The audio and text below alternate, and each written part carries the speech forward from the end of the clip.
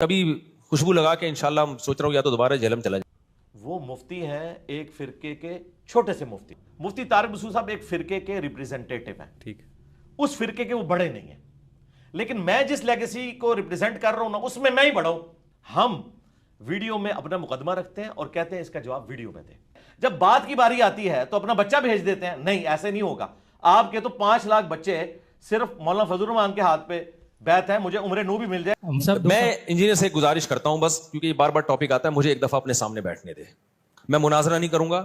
میں جیسے آپ نے ہر ایک کو سوال کرنے کی اجازت دی ہے, میں بھی آپ سے ایک طالب علم بن کے آؤں گا, اسٹوڈنٹ کی حیثیت سے, بہت ادب سے, بہت تمیز سے, کوئی جھگڑا نہیں, کوئی پھڈا نہیں, ایسے بیٹھوں گا آپ کی خدمت میں, آپ کے چرنوں میں, آپ کے پاؤں میں, آپ سے سوال پوچھوں گا. آپ نے یہ جو حدیث پڑھی تھی اس دن, اس کا جو ترجمہ کیا تھا, یہ کون سی کتاب میں لکھا ہوا ہے یہ والا ترجمہ, سمجھ رہے ہیں؟ آپ نے جو یہ کہا تھا کہ کسی نے بھی اس حدیث کو صحیح قرار نہیں دیا, تو یہ آپ کو خواب آیا تھا, یہ کسی بزرگ نے کوئی الہام ہوا تھا, فلاں فلاں نے اس کو صحیح قرار دیا ہے, آپ نے کیسے پھینک دی؟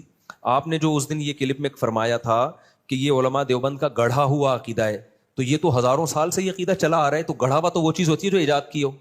تو یہ آپ نے کیسے بہت لمبی, یعنی بہت تمیز سے نا, پھینکنا کا لفظ استعمال کروں گا کہ اتنے سوالات ہیں نا, بے ہوش نہ ہو جائے نا, میرا نام بدل دینا, بھاگ جائے گا. جب فیس ٹو فیس بیٹھ کے بات ہوتی ہے نا تو پھر بھاگنا بہت مشکل ہوتا ہے. اب یہ عبداللہ بن عباس والی حدیث جو ہے, جابر بن زید کہتے ہیں کہ عبداللہ بن عباس وہ کہتے ہیں میرا خیال یہی ہے کہ ظہر کو مقدم کیا تھا, عصر کو, ظہر کو مؤخر کیا تھا, عصر کو مقدم.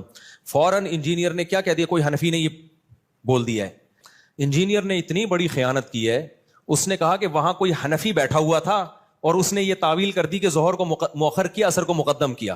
اور بھائی وہ جابر بن زید وہ عبداللہ بن مسعود کا شاگرد ہے, راوی ہے, وہ بتا رہا ہے. تو میں انجینئر کے اندھے مقلدوں سے پوچھتا ہوں, عبداللہ بن عباس کی ایک حدیث کا مطلب وہ ہے جو ان کے شاگرد بتا رہے ہیں, اور ایک مطلب وہ ہے جو جہلم میں 15ویں صدی کا بندہ بیٹھ کے بتا رہا ہے, لیکن وہ اس پہ حنفی شافی کی کوئی چھاپ نہیں لگی ہوئی.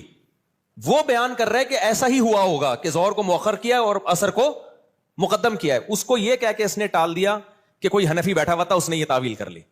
اور یہ سارے اندھے بیٹھے ہوئے ہیں اور کہہ رہے ہیں ہاں کوئی حنفی بیٹھا ہوا تھا, اس نے. عبداللہ بن عباس کا شاگرد جو مطلب بتا رہا ہے وہ مطلب اندھی تقلید ہے, اور انجینئر جو مطلب اپنی طرف سے تھوپ رہا ہے کہ ظہر کو قضا کر کے انہوں نے عصر میں پڑھی ہے. اگر اس حدیث کا یہ مطلب بیان کیا جائے نا, بغیر عذر بغیر وجہ کے ظہر کو عصر کے وقت پہ پڑھا ہے, تو پھر یہ عصر کی نماز کی جو حفاظت کا قرآن نے حکم دیا, حافظوا علی الصلوات والصلاۃ الوسطی, خصوصاً درمیانی نماز کی حفاظت کرو, اس کا مطلب کیا ہے پھر؟ اور وہ جو حدیث جبریل میں آتا ہے ظہر کا وقت یہاں سے یہاں تک, عصر کا وقت یہاں, یہ اس کا مطلب کیا ہے؟ جب بغیر کسی وجہ کے بھی یہ جائز ہے, تو نمازوں کی حفاظت کے بارے میں جو قرآن کی اتنی آیتیں ہیں کہ والذین هم علی صلواتہم یحافظون, ایمان والے اپنی نمازوں کی حفاظت کرتے ہیں. عبداللہ بن مسعود کہتے ہیں اس کا مطلب ہے ہر نماز اپنے ٹائم پہ پڑھتے ہیں. تو عبداللہ بن عباس اتنی بڑی غلطی کریں گے؟ اور یہی تعویل بڑے بڑے علماء نے کی ہے. اہل حدیث علامہ شوکانی اہل حدیث عالم ہیں, انہوں نے یہی مطلب بیان کیا کہ ظہر کو مقدم کیا تھا اور عصر کو, ظہر کو مؤخر کیا اور عصر کو مقدم کیا, نمازیں اپنے ٹائم پہ ہی پڑھی ہیں.